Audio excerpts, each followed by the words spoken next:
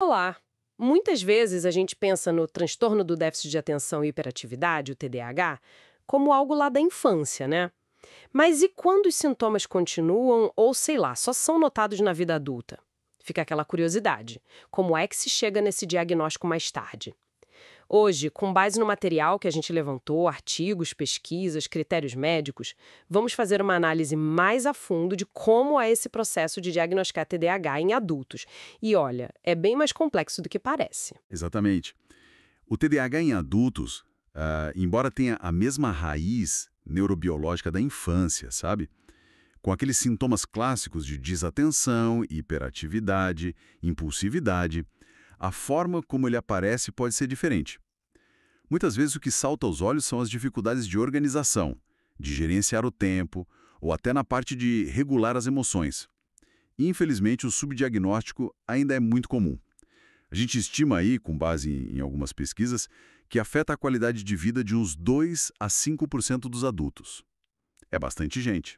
Nossa, bastante mesmo. Entendi. Então, como é que os profissionais conseguem chegar a um diagnóstico que seja confiável nesse contexto adulto? Imagino que não seja só responder um questionário, né? De jeito nenhum. Questionários como aquele ASRS-18, que aparece em uma das fontes, eles são úteis sim, mas como um ponto de partida, um rastreio, entende? Avaliam só os sintomas do momento. Mas o diagnóstico mesmo, o fechamento, ele é clínico. É resultado de uma avaliação muito, muito mais detalhada.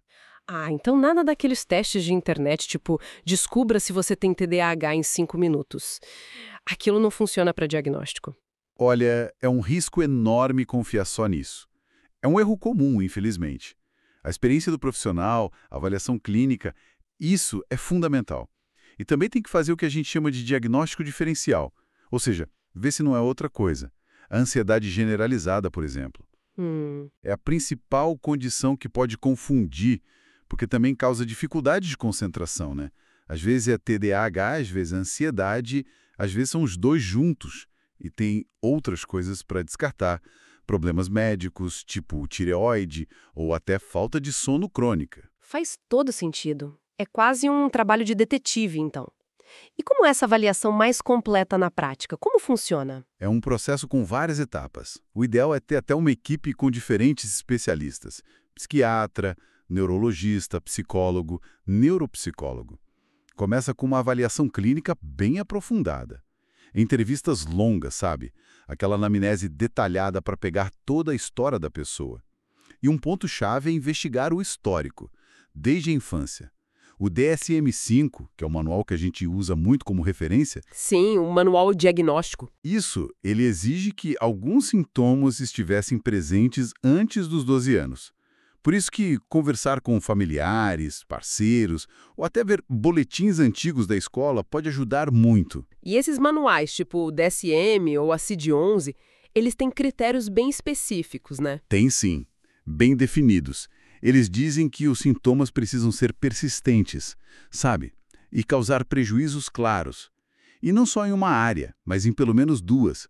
Na vida social, no trabalho, nos estudos, na família. Não basta ter o sintoma isolado. Ele tem que estar atrapalhando a vida da pessoa de forma significativa.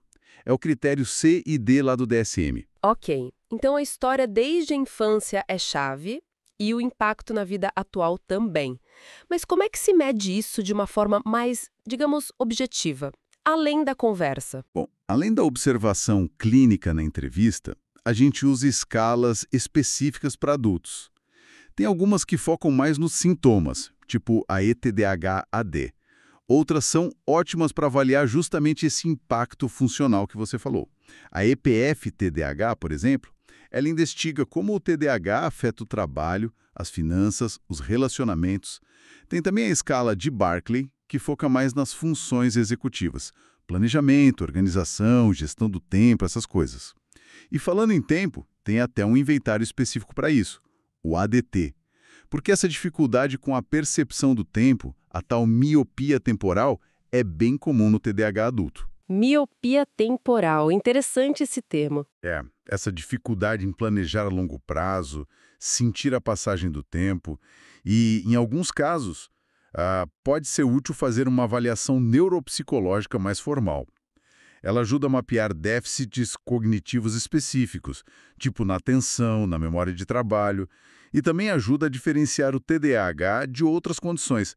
E, claro, sempre descartando causas médicas. Uau, é um processo bem detalhado mesmo. Mas me diz uma coisa, por que parece ser tão mais desafiador diagnosticar em adultos do que em crianças? Olha, são vários fatores. Primeiro, muitos adultos criaram estratégias, ao longo da vida para compensar as dificuldades. E isso pode acabar mascarando um pouco os sintomas. Outro ponto muito importante é a alta frequência de comorbidades. Comorbidades? O que seria isso? É quando a pessoa tem outra condição junto com o TDAH. Ansiedade, depressão, às vezes abuso de substâncias ou até transtornos de personalidade. Isso tudo junto pode complicar bastante o quadro, confundir os sintomas e, infelizmente, ainda existe muito estigma e desconhecimento sobre TDAH em adultos, às vezes até por parte de alguns profissionais de saúde, o que acaba sendo uma barreira. Entendi. É uma teia complexa. Mas aí, pensando em toda essa dificuldade, por que é tão importante buscar esse diagnóstico, mesmo que seja mais tarde na vida? Qual a diferença real que isso pode fazer? Ah, faz toda a diferença. Um diagnóstico correto é libertador muitas vezes. Primeiro porque abre a porta para o tratamento certo, que pode ser medicação, pode ser psicoterapia, TCC, terapia cognitivo-comportamental ajuda muito com estratégias práticas, pode ser coaching para organizar a vida, mudanças no estilo de vida. Mas talvez o mais impactante seja o autoconhecimento. Entender o porquê de certas dificuldades que a pessoa carregou por anos, sabe? Muitas vezes se culpando, se achando incapaz, preguiçosa. Esse entendimento alivia um peso enorme. Permite ressignificar o passado e encarar o presente e o futuro de outra forma.